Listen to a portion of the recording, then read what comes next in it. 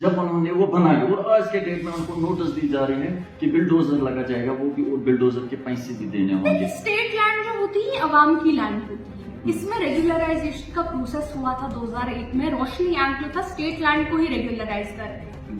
तो अवाम गवर्नमेंट जो है वो ये चीज, जो हमारी हुकूमत थी वो ये चीज काफी हद तक समझती थी कि लोग जाएंगे कहाँ। आन पान करना फांसी खासना तिमन छुना छत जरूरत। अस्सलाम वालेकुम नाजरीन, आप देख रहे हैं कश्मीर न्यूज इनसाइडर और मैं आपके साथ नासिर अली।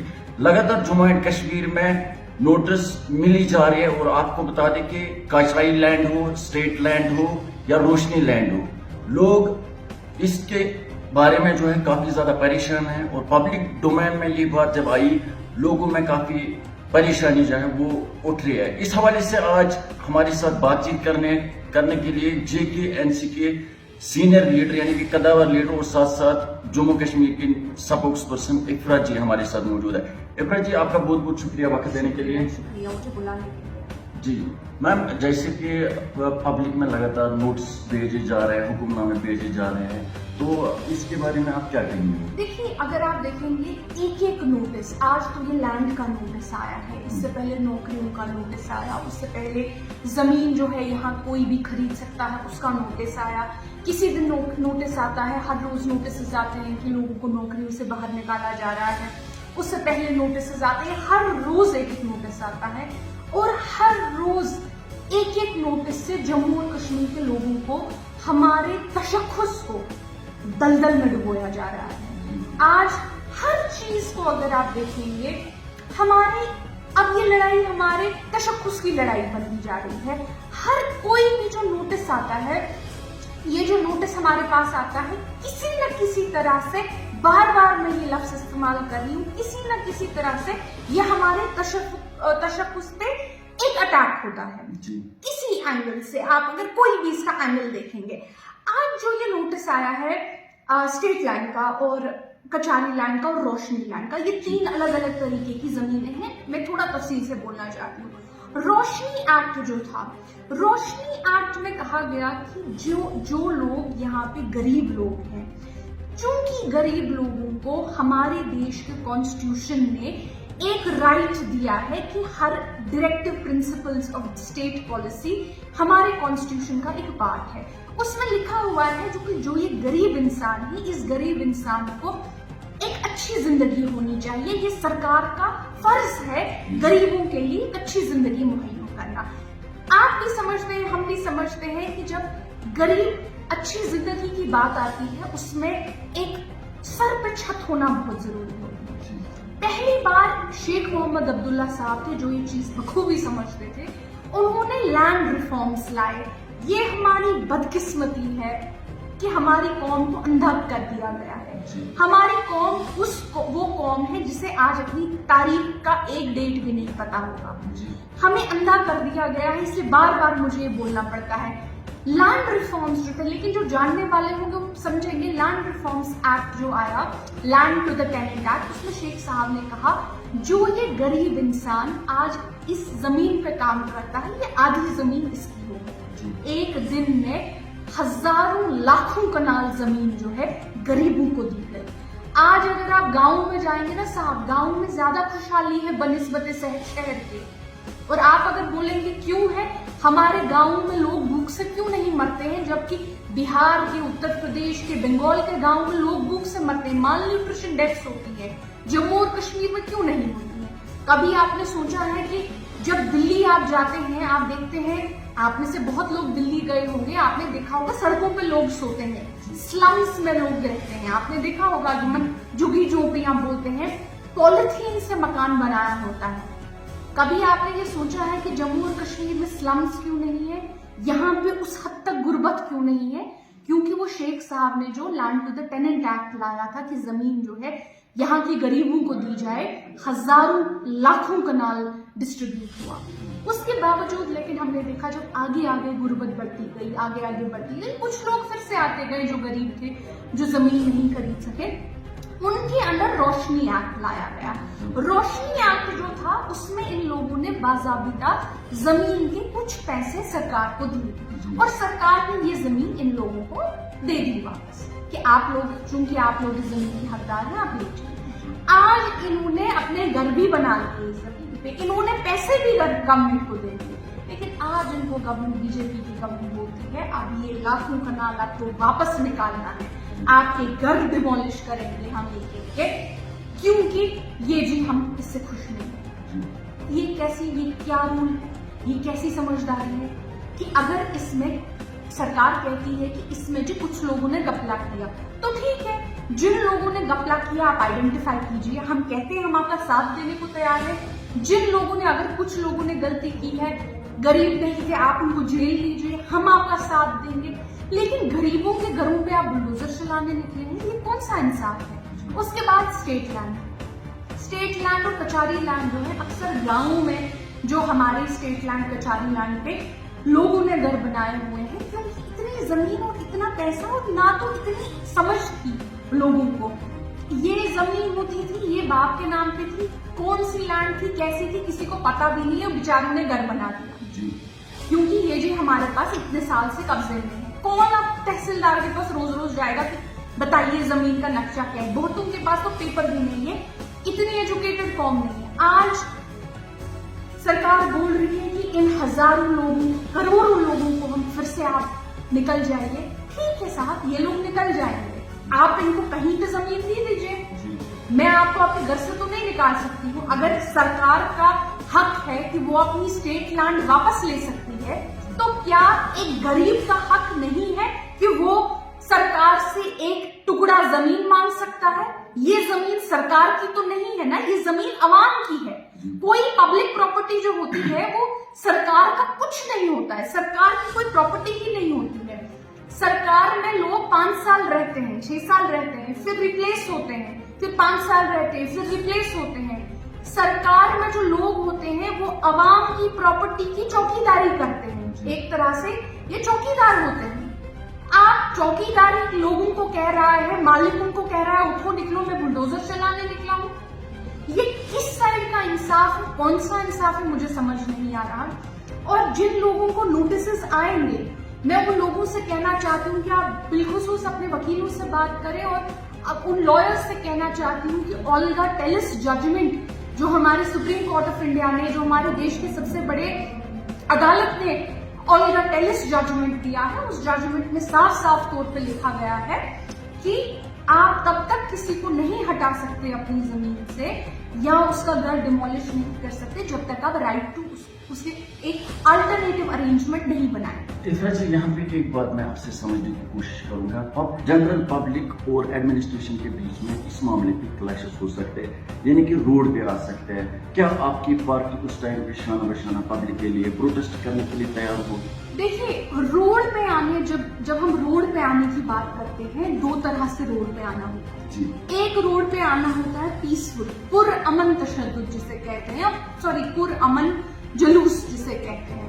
पुरअमन जुलूस जो होता है उसमें हम हमेशा शामिल होने को तैयार हैं। हालांकि उसमें लेकिन अगर खदशा ये रहेगा कि कुछ नहीं के होंगे, ये गवर्नमेंट को एक एक्सक्यूज दे सकता है पूरी जमात पे क्रैकडाउन करने। ये मैं आपको बोलती हूँ कि ये सिर्फ हम, अक्सर आप और हम जो है, हम स्ट्रेट सोचते हैं, आप समझते नहीं है ऊपर से कितनी चाली चली जाएगी, क्या क्या किया जा सकता है। इस वजह से इसका जो जवाब होगा, इसका जवाब थ्रू मीडिया होगा, थ्रू जैसे वो प्रोपेगेंडा करते हैं, जब वो झूठ की सियासत करते हैं, तो क्या हम सच भी नहीं बोलेंगे? सच जो है ये आगे आएगा, और इसका एक मोस्ट इम्पोर्टेंट इसमें एक सोल्यूशन है। वो आपने, नासिर साहब, आपने कभी सोचा है कि लद्दाख के लोगों के साथ वो क्यों नहीं हुआ जो जम्मू और कश्मीर के लोगों के साथ हुआ? लद्दाख की जमीन को सेल पे नहीं डाला गया, लद्दाख में ये नोटिस नहीं आती है। मैं बताती हूँ उसकी वजह क्या थी। लद्दाख में 2 खित्ते थे, जिस तरह जम्मू और कश्मीर में लार्जली 2 खित्ते हैं, जम्मू का खित्ता और कश्मीर का खित्ता।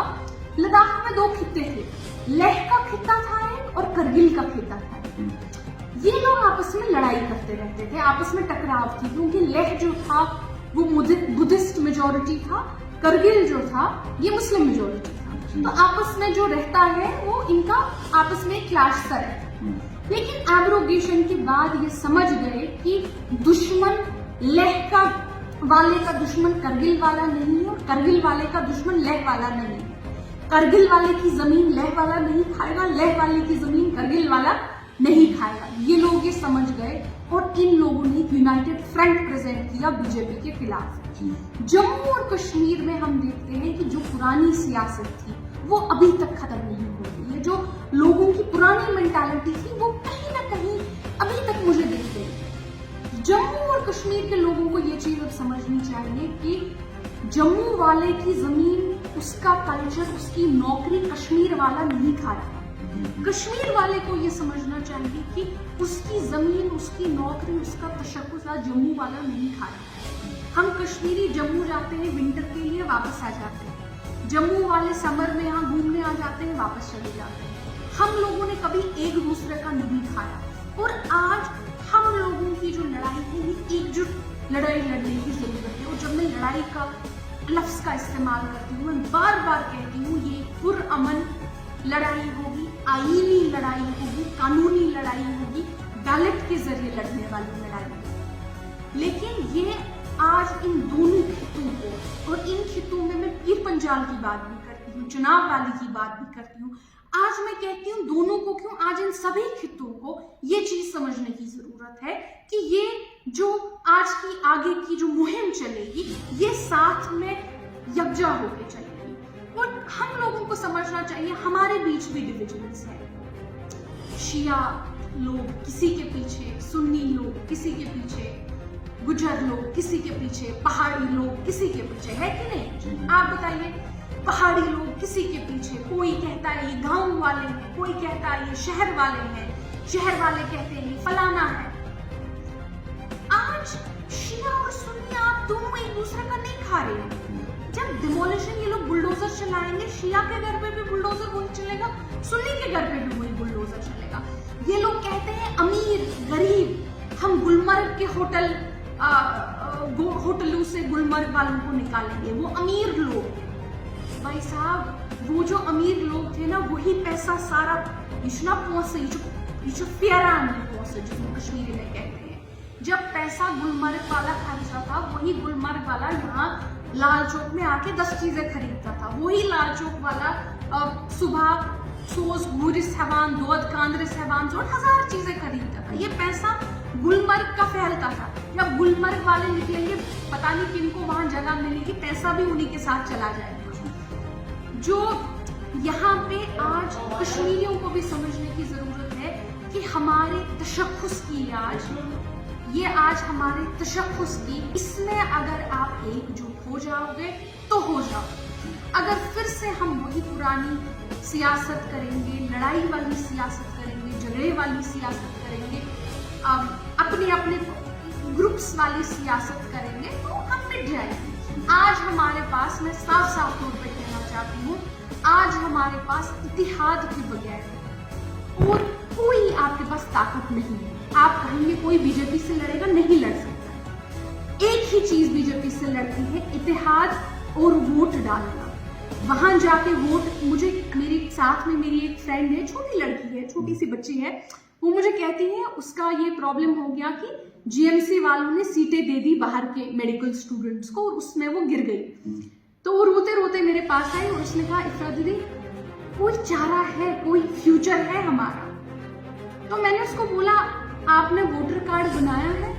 तो उसने कहा हाँ बनाया है। मैंने कहा वोट देने जाना है? बोला नहीं, हम नहीं करते हैं वोट। मैंने कहा जब आपको वोट देने ही नहीं जाना है तो नेशनल कॉन्फ्रेंस कितना लड़ेगी? हमारे कैडर कितने वोट ही दे पाएंगे? आखिरकार तो नेशनल कॉन्फ्रेंस, हम आज जब बात करते हैं अपनी जान, रिस्क कितना है ये हम जानते हैं और हमारा परवरदिगार जान रहा है किस रिस्क में हम बात कर रहे हैं। लेकिन ये लड़ाई जो है, मैंने बार बार कहा, पुरअमन लड़ाई, बैलेट के जरिए वाली लड़ाई, जम्मू और कश्मीर के हर इंसान को अपने तशख्खुस के लिहाज में। इतना जी मेरा सवाल आपसे रहेगा, एक साइड से मसला किया जा रहा है सबका साथ सबका विकास, आप मुझे बताएं दूसरी तरफ से बिल्डोजर चलाए जा रहे हैं और वो भी बिल्डोजर के पैसे मांगे जा रहे हैं कि गरीबों को जो है लगातार नोटिस दी जा रही है, नोटिफिकेशन जारी की जा रही है और एडमिनिस्ट्रेशन को हर डिस्ट्रिक्ट में जो है फरमान जारी किया गया है। इस हवाले से रिवोक करने में आप क्या कहेंगे? देखिए, ये रिवोक जो है ऑपोजिशन नहीं कर सकती है। नेशनल कॉन्फ्रेंस आज पिछले 10 साल से ऑपोजिशन में है। हमारे ना किसी भी सरकार के पास ये पावर नहीं होता है, किसी भी ऑपोजिशन के पास ये पावर नहीं होता है कि वो कुछ रिवोक कर सकते हैं। लेकिन हाँ, आपकी जो ऑपोजिशन है वो आपसे वादा जरूर कर सकती है कि अगर हम लोग पावर में आए, अगर हम लोग आए, ये नोटिसेस रुकेंगे। और आप कहेंगे हमें आपके वादे पे क्या भरोसा है? हो सकता है आप ये भी सवाल करें। आपको पिछला रिकॉर्ड, उसमें सिंपली पिछला रिकॉर्ड देखना। जब नेशनल कॉन्फ्रेंस की हुकूमत थी, क्या ऐसे फरमान आते थे? नहीं आते थे। जब तब फरमान नहीं आते थे, आगे क्यों आएंगे? आपको जरूरी नहीं ऐसे प्रोमिसेस पे आप यकीन करें। मैं चाहती हूँ कि हमारी आवाम जो है वो एक तरह से पुलिस मेंटालिटी इख्तियार करे। मैं बताती हूँ पुलिस मेंटालिटी का क्या है। अगर मान लेते हैं मिसाल के तौर पे कोई गांव है, गांव में मर्डर हो जाता है, ठीक है। अब पुलिस वहां पहुंचेगी मर्डर की तहकीकात करने, जिस तरह वो पहुंचते हैं। वहां पे एक पड़ोसी बोल रहा है उसने मारा, दूसरा पड़ोसी बोल रहा है उसने मारा। जो करेंगे वो लोग, कुछ वनान होइनकोर, वो पड़ोसी बोलेगा नहीं इसकी बीवी ने मारा, उसकी बीवी बोलेगी नहीं जी इसके भाई ने मारा। पुलिस का क्या काम है?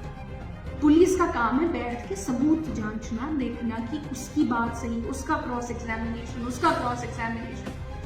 अगर हमारी पुलिस उठ के कहेगी हता यमाची सरी ही थी, यमा सरी वनान वथा ऐसा चाला, ठप हो जाएगा ना सब कुछ।